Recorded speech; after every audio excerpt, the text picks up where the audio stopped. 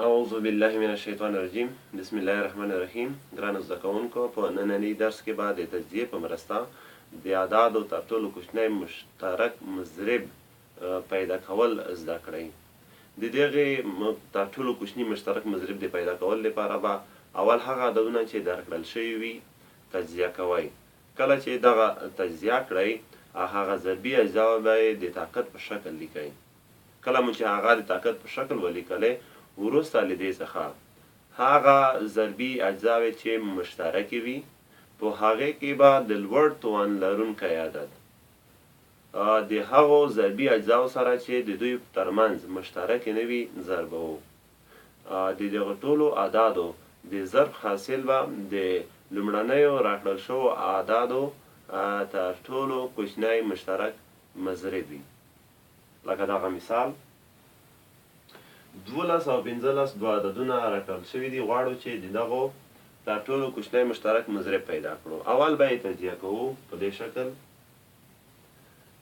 کله مو چې تجزیه کړل، دلته به یې په د ضربي اجزاو په شکل ولیکو. که چیرې یو عدد تکراري بڼه ولري، باید د طاقت په شکل یې ولیکو.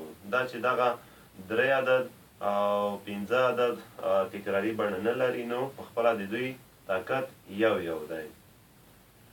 نو په دغه ځای کې 3 چې مشترک دي، د 3 څخه به 1 3 رااخلو. که چیرې مثال په دغه ضربي اجزاو کې د 3 توان 15 وای، دلته 2 وای، نو دغه 3 به موږ انتخاب کولی. دا چې اوس په دغه حالت کې دواړه یو شان دي، نو یو له دوی څخه انتخاب کوو او دغه غیر مشترک ضربي اجزاوې به دواړه رااخلو.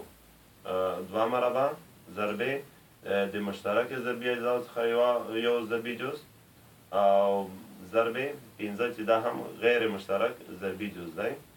نو د دغو درې واړو د ضرب حاصل پخپله د 12 او 15 تر ټولو کوچنی مشترک مضرب دی، چې هغه پخپله 18 عدد دی. ګرانو زده کوونکو، درس مو نن په همدغه ځای بس دی. بیا هیله کوم چې که په درس کې کومې پوښتنې ولرئ یا د درس د ښه والي لپاره کومې سالمې مشورې ولرئ، د ویډیو لاندې په کمنټونو کې راته پرېږدئ. ستاسو به زیاته مننه وي.